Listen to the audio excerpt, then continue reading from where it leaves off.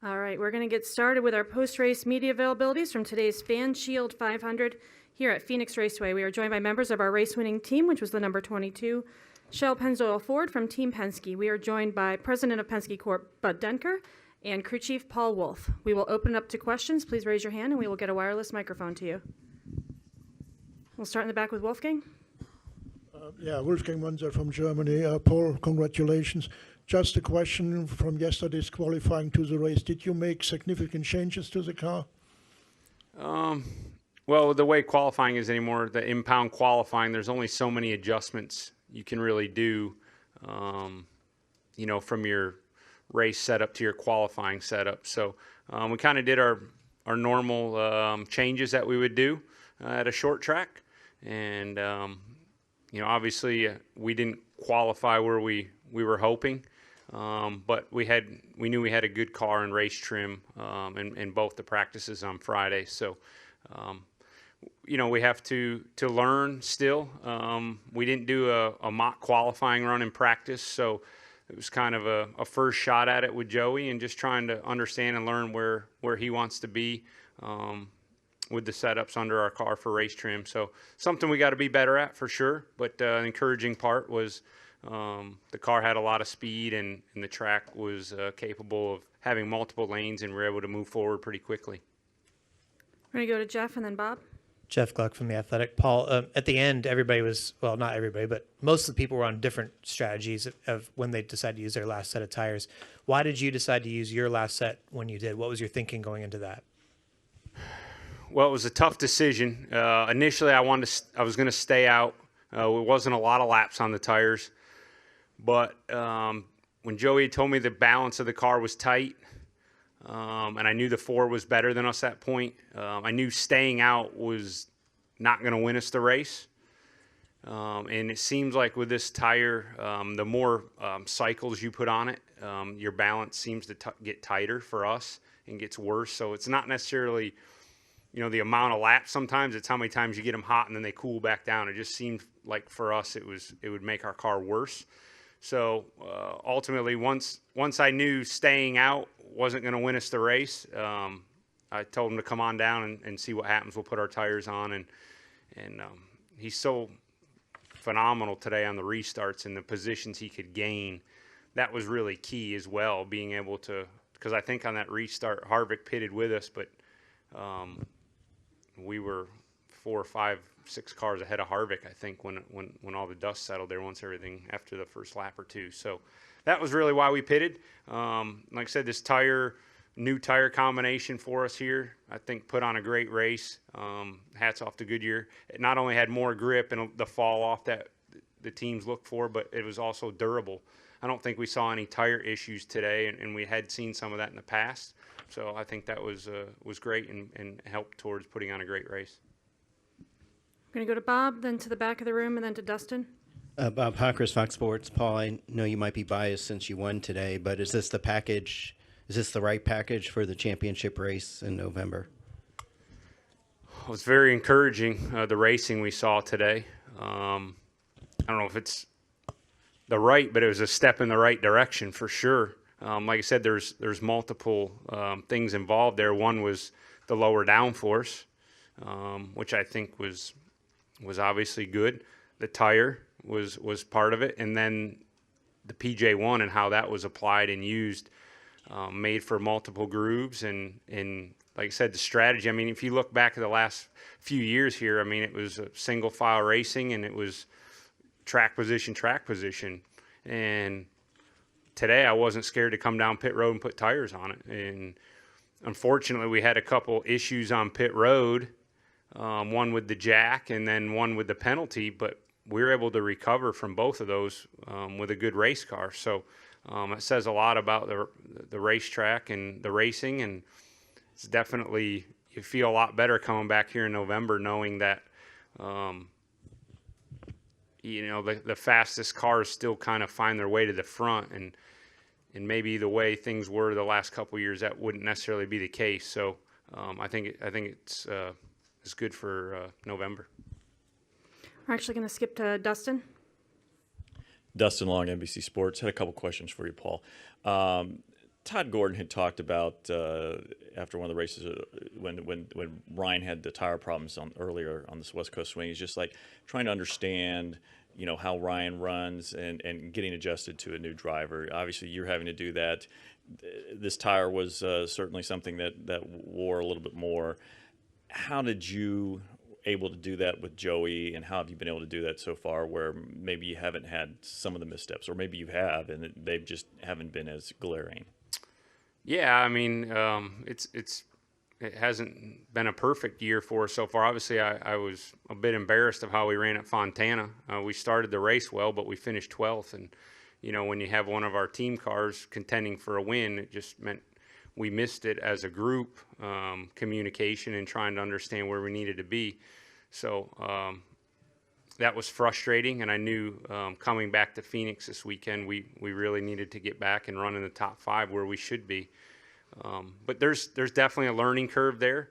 I think, where we race today is a lot of what I've been able to build the setup over the years with Brad here. And really the 2 and the 22 were very close on their setups today. And as you could see, both cars ran up front and led laps and were contending for a win. So it says a lot about, what we've been able to do as a company and how well we work together. And we need to, obviously continue to do that as we move forward. Also, the pit stop with the jack, what happened there? And also, your guys were able to kind of react quickly. I'm assuming that's not something that is normally practiced every day, is a chaos situation like that. Certainly, it could have been worse or could have turned into a Keystone Cops type situation. Yeah, absolutely. I mean, the guys did recover well. Not sure exactly what the issue is. Obviously, he just went to jack it up and it wouldn't jack. So trying to understand what failed or why it didn't is one problem, but the recovery was key. There was a second jack right there on the other side of the wall, and he was quick to remember that, and there was no, I mean, it was one jack right to the next and didn't miss a beat. So that was good to see, but obviously we don't want to have those issues, and we'll need to go back and understand exactly what happened. I'm going to go to the back of the room here. Renaud Lacroix from France. Question to Paul.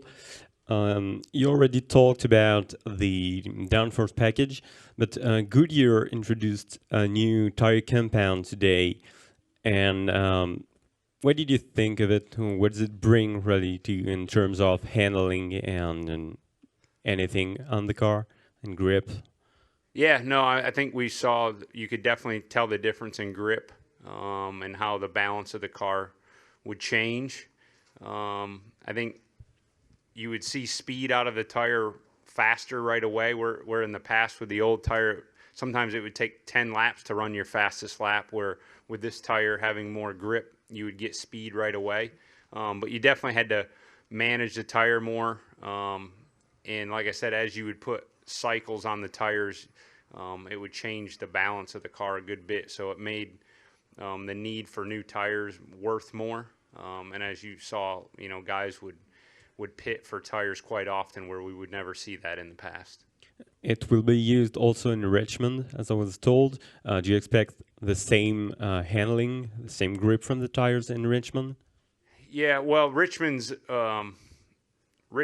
totally different surface and different race in general from what we've seen. That's always been a track where the tires would lose grip over a run quite significant, and it was never a question of whether you would stay out or come in for tires at Richmond. You would always put tires on it. So as far as what the actual compound, I don't know if it's going to be exactly the same, but definitely what we saw today was great out of the tire. I mean, I know Goodyear's always in a tough spot when we try to talk about more grip and fall off in the tire, but then you always get the durability part. We don't want to have failures and guys blowing tires. So that's where I say I feel like they did a great job of coming up with a combination that had the grip, the fall off, but also had the durability, and it really made for a great race. Thank you. Bud, we're not going to let you off the hook that easy here. Can you talk a little bit about the impact of this win on Penske Corp? And it's been a pretty strong start here with 2 wins, especially with the 22 team. Yeah, it was I guess if you're a professional batter or baseball player or any team, you'd like to have a 500 average, wouldn't you? So far, we've got that 2 out of 4 out of 4 races here, amazing. And it also shows the way the teams have gelled so much. If you remember, just in January, we changed everybody around. It wasn't before the holidays, after the holidays we did that. This is also, I understand, Ford's 200th win with their current engine package as well, which is pretty special. And Pennzoil, of course, has been our partner all along. But what I loved about today was seeing the fact that the 2 and the 22 were right there competitive the entire day. And who knows what the 12 would have been as well if he had been taken out so early. The other thing that's encouraging as well is as we come back here now in November for the championship, we know we've got a strong package. There's some questions about that probably last November when we left here, but we know we have a strong package now. And I don't know how many passes were for the lead today or how many passes in total, but it was great racing. And as Paul mentioned before, if you made one mistake, it was very difficult in coming back from that mistake. It just the race is short. You couldn't pass enough. Now one mistake. We had 2 mistakes, and we still came back for the win. So great win for Paul, Joey, the team. They never gave up. Brad had a great car all day long too. He was in the middle of making a decision: no tires, 2 tires, 4 tires, and you saw where he finished in 11th. And but very happy for the year start and on to Atlanta. And to address a couple of those numbers, we had 19 green flag passes for the lead, which is up from 10 last fall, 13 last spring. We had 2,241 total green flag passes throughout the field today. Any additional questions? Wolfgang, and back to Jeff. Question for you, Bart. First of all, congratulations as well. It was told earlier before the race that Roger was not here. He has other commitments. From the distance, is he giving you advice, or you have the freedom to make your own decisions during a race weekend when he's not here? Well, Roger wasn't here because he's being honored at the Amelia Island Concours d'Elegance as their legend this weekend. That's where he's at. It's actually harder when he's not here because I have to text him about once every 5 laps. So it'd be better if he was here, take a lot of work off our behalf. So I keep him updated all the time. He wants to know what's going on in terms of the cars. Are they tight? Are they loose? What's going on? How about the pit stops? What are they saying on the radio? But no, the teams are making the calls. They're the ones that are in charge of it. Roger's the biggest cheerleader like I am in terms of the support he provides. But no, it's Paul and it's the team's calls that make it happen on the racetrack, not ours. Going to go to Jeff and then Lee. Bud, earlier in the weekend, when Ryan Blaney was announcing his extension, he said that he had started talking to Penske in the off season, and then later Brad was saying that he hadn't started talking any discussions yet, even though he's an impending free agent. Do you expect to talk to Brad soon or anytime about that?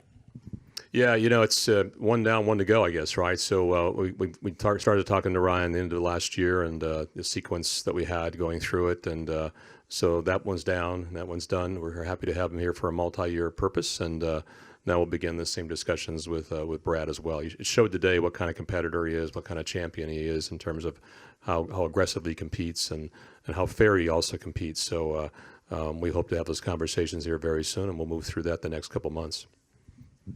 We'll go to Lee up front. Kind of following up on that a little bit, Paul. There were times when, Brad was getting a little heated about Joey being aggressive on the restarts. What kind of position does that put you in, given your long relationship that you had with Brad, but now swapping teams? Yeah, it's tough. It's funny how that works. I've been on both sides of it now, and we know Joey. He's Joey, and he's very, very aggressive. That's his style. That's what's made him successful. And like I said, I've been on the other side of it. So today, when we were racing him, like I told him, he's wondering how he needed to race him. I said, you race him hard or you race him clean, and that's ultimately what Roger tells him. There's no rules or anything. It's just race hard, race smart. And I thought Joey, as many cars as we had to pass today and what we had to overcome, he drove a great race, and I thought it was pretty flawless, and shouldn't have made any enemies in my eyes.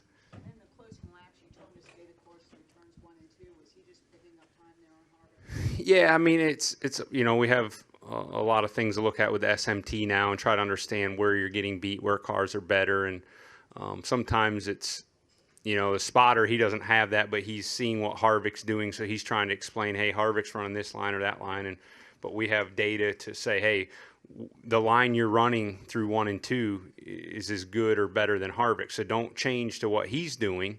Let's work on the area where he may be beating us, and that would seem to be more in 3 and 4. So I just wanted to give him the information, let him know what he was doing in 1 and 2 seemed to be working. So don't change it up and slow down because of it.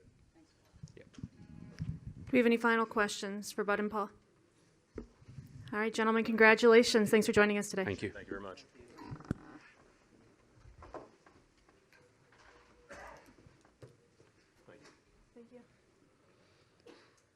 All right, we are going to wrap up our post-race media availabilities for today's Fan Shield 500 here at Phoenix Raceway. We're joined by our race winner, Joey Logano, driver of the number 22 Shell Pennzoil Ford. This is Joey's second win of the year. We will open up to questions. Please raise your hand. We'll get a wireless microphone to you. Start over here.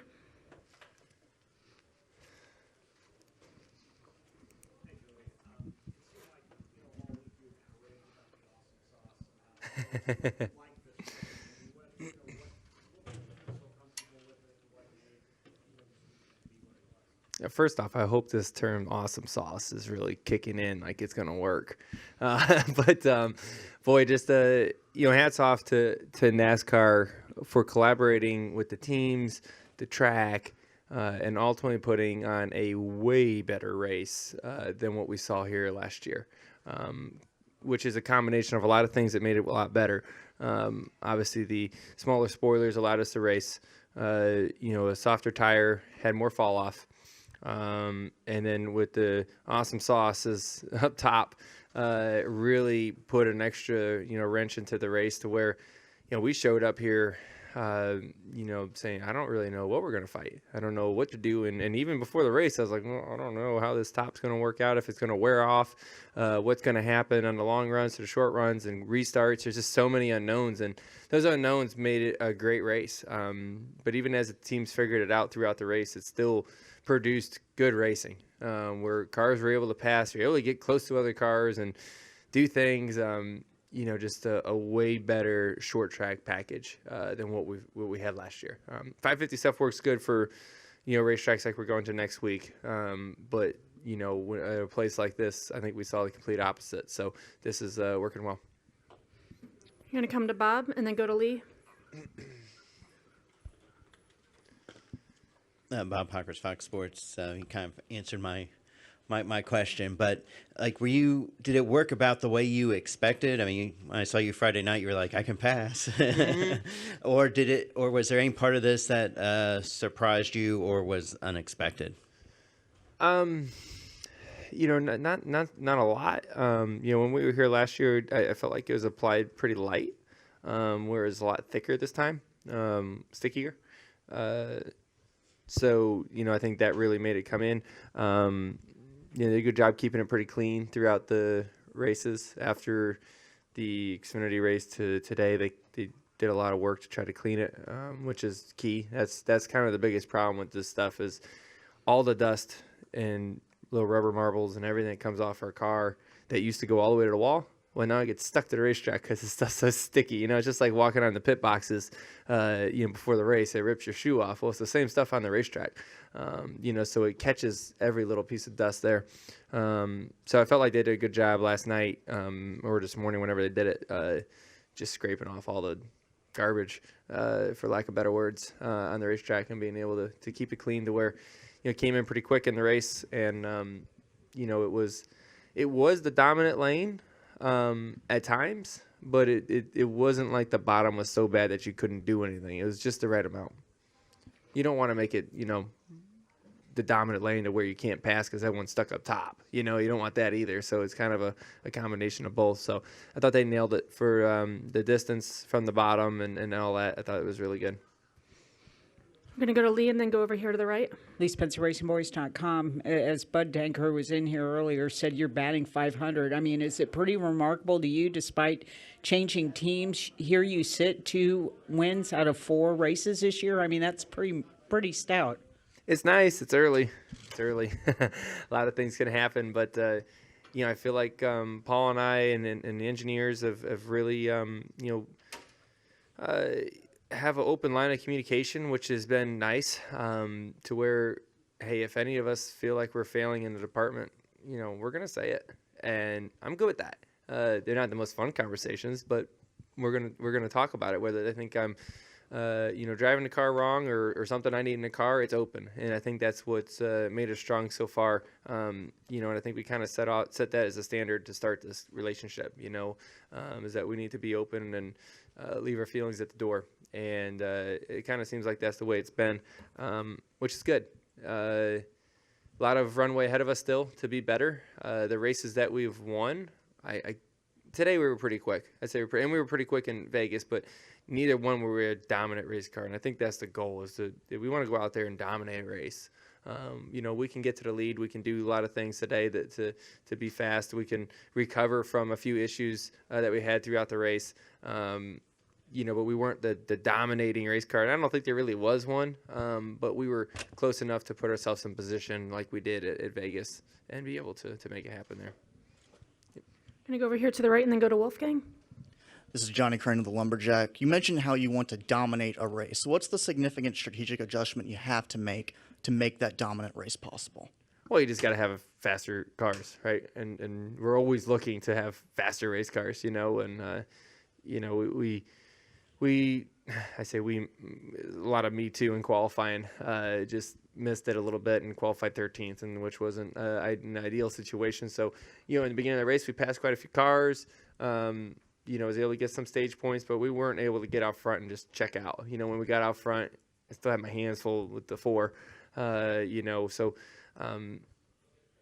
Just to be able to, we needed more long run is really what the biggest thing was here today. Just a little bit more long run speed. Go to Wolfgang. Wolfgang Monzer from Germany. Joey, congratulations. Actually, 2 questions. Number one, at the end, the gap to Harvick was 0.27 seconds. Were you fearing it was maybe that he placed another attack to you before the race was over? Did I feel like what? I'm sorry. You were fearing that the gap at the end was only 0.27 seconds. Oh, yeah. I saw him. Yeah. I saw him. I felt him. So you had him under control. You were not fearing that maybe you can try something? I mean, I felt like he was close enough that he could have done something, especially, we came off on the restart off of turn 2 down the back straightaway, and he is lined up right to me. I was like, this is not a good place to be. I thought I was going to get hit, but I drove it off in the corner pretty hard, which was his strength. So I tried to drive my car like he drove his car. That's where his strengths were, is kind of rolling to the center and figuring everything out after that, which is a different style than what's natural to me. So I had to adjust to stay ahead of him, their last lap. And, if I backed up to where I normally was lifting, he was able to roll to my back bumper and was obviously going to make contact. And like I said, I can't get mad at him if he did. I wouldn't blame him. I'd do the same thing. So, I was able to stay enough ahead and gas up at the right time to just try to build some gap before, the bumper came there. So, really cool to be able to race, clean and hard, and it's a lot of fun. Kevin's one of the best racers that's ever, strapped into a race car, and a stock car in particular. He's a Hall of Famer, to say the least. So, when you line up at the end of a race against him, it's going to be a heck of a battle, but it is a lot of fun. Okay, and the second question, directly after the race, you said to one of the interviewers, we have to find improvement. I think you mentioned speed. Do you already have some idea in which areas the car has to improve? I have some areas. How to fix it, I don't know. That's a better question for Paul. I'm not smart enough to fix anything. I'm just smart enough to complain about stuff. But I think everyone did their job today, and recovered as good as possible. We had a good car, for sure. Don't take me wrong. We weren't fast. Obviously, we were fast enough to be up there in the car, and restarts did everything I told it to do, which allowed us to recover from the jack that broke on the final restart. And I think we were 18th. The final pit stop, not the final restart, final pit stop. So to have a restart like that just means your car did what you needed to do. It takes a whole package. You try to learn everything you can about restarts before the race and during the race, but if your car doesn't do it, then you don't look like a hero, and because today my car did what I told it to do, we were able to really pass a bunch of cars even after, our jack that broke. We're going to go over here to the far right, and then we'll go to the far left to Michael. Sean Clark with the Lumberjack. Joey, this is already your second win in 2020. What has worked so well for you this year? I think we just capitalized on the situations, ahead of us. In Vegas, we were quick. It didn't look like we were going to win. Caution came out. We stayed out. We capitalized. Same thing here today. Restarts, we capitalized. We got ourselves to the front row. Good strategy by Paul to put tires on and put us in position to race aggressively. I thought when we pitted there, we had 6 laps on our tires. And that's a tough call. That's a real tough call. You have 6 laps on your tires, and you're leading the race. Like, what are we gonna do? But he said pit because he didn't think we could win the race from where we were. And I'd agree. The 4 was faster than us, and was catching me that where I probably wasn't gonna be able to hold him off. Kudos to him to realize that. Tough call though, because you pit and you lose a lot of track position. Of course, that's the time we pit and we have a jack that breaks and we lose even more track position. And I'm sitting there thinking, boy, we really should have stayed out now, But what do you don't know that you're going to have an issue on pit road. You can't race scared. But like I said, the recovery from that moment was remarkable. I'm going to go to your far left, Joey, to Michael. Hi, Joey. Congratulations. Michael Knight with the Arizona Republic. Would it be too much of an exaggeration to say that the drivers and perhaps the collective garage area has taken a sigh of relief in terms of now the what we should expect from a more competitive championship race and the prospect of a single file event? I think everyone in this whole facility took a sigh of relief today. You know what I mean? I mean, I'm sure all you guys reporting on a race, you want to talk about how great something is. Not that it was single file and we couldn't pass and drivers are mad because you can't pass. Like, I don't know. That's not a good story. So I think, yes, the competitors, I think NASCAR, I think the fans, the media, everyone that puts so much into the sport and it's our life, right? It's so much that we do for it. And it's cool to see that we're able to make change and make a difference and really put on. I thought it was a great race. We won, but even if we didn't win, I would have said, boy, that was a pretty cool race where there was cars that, when you got out front didn't mean you checked out, some did. And that's always going to happen. The fastest cars end up in the front. So it's always hard to pass that car. But, I thought there was just a lot of good racing. Restarts were still crazy as usual here. But I thought that the awesome sauce was awesome. You're going to go Cole in the middle. Cole Cusimano, Popular Speed. So between the tires, the PJ1, and the new package, they all seem like positive takeaways from today. Which of those 3 would you say was your defining factor in your success in the race? Well, I don't think it's my success. It's our success as a sport today. I don't think any of those made my race car faster than the competitors, right? So, those are the rules that are handed to us, and it's our job to try to work within them to make the best race car and the best race altogether and the best strategy and so on. So, I think those things that you pointed out there is more to make the racing better. Go over here to the far left again.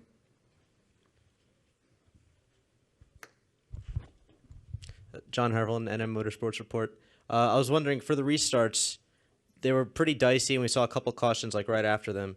And I feel like we didn't really see that as much last year. So I was wondering if you thought that was because the cars are so much more harder to drive this time around. They are a little tougher to drive, but I think you also have a restart. The restarts that we had, one was towards the end of a stage, the other ones were at the end of a race, and they're on old tires. New tires today, that Goodyear brought was, something that really gripped up for first couple laps, which is worth a lot. When you're on old tires, you get down in the corner and you can't drive in as hard and you start losing the nose and sliding up the racetrack. And if there's someone out there, not good, there's going to be contact. And then, sometimes there's going to be crashes or flat tires or whatever it may be. So I think that's just a product of, late race or late stage restarts on old tires. Well, I'm sure that's what it comes down to, but it's harder to drive on old tires. There's most of the time, anytime there's contact or a crash, it's always because someone made a mistake. Most of the time. I think just when you have older tires, it's easier to make mistakes. Yep. We're going to go upstairs to the press box for a question. Yeah, Chris Knight, CatchFence.com. Joey, I know you didn't have the best finish at Atlanta last year, but you did win at Vegas, and I know the tracks are completely different, but are you optimistic about going to Atlanta next week and capitalizing even more what you learned at Vegas? Yeah, I am. Some things transfer over from last year, but it's also a whole new team, so it's kind of hard to say. But we had a really good car in Atlanta last time and was looking like we could have possibly won. The 2 was leading, and we were running them down, and then we had a loose wheel. So that was the issue of why we didn't have a good finish there. But the speed was there, and that's what I look at going back. So lots changed in a year, but excited to get to Atlanta. I think every driver loves that racetrack. It's just such a cool place on just old surface and, good racing. So, and then I lived there for 6 years, so it's kind of like a second home track for me. So raced on that quarter mile a lot. And I've always said I wanted to win on that big track, and I've yet to do it. So hopefully next week it is. Going to go to the left side of the room. Jeff Demers, Heroes Media Group. Joey, even before your win today, what was your initial thoughts with the success that you've had here on the championship race being here in November? Honestly, it's been up and down here for our success. We've had runs that we've been consistently top 5 cars for a while, and then we went through a spell where we've been, 10th place cars or 15th place cars for a little bit, and everyone just keeps working and trying to get back. And I'd say the last year, and obviously this race now, our speed has come back at this racetrack, which is very important because hopefully this is the most important race that we've ever run when we come back here. For 4 drivers and teams, it will be.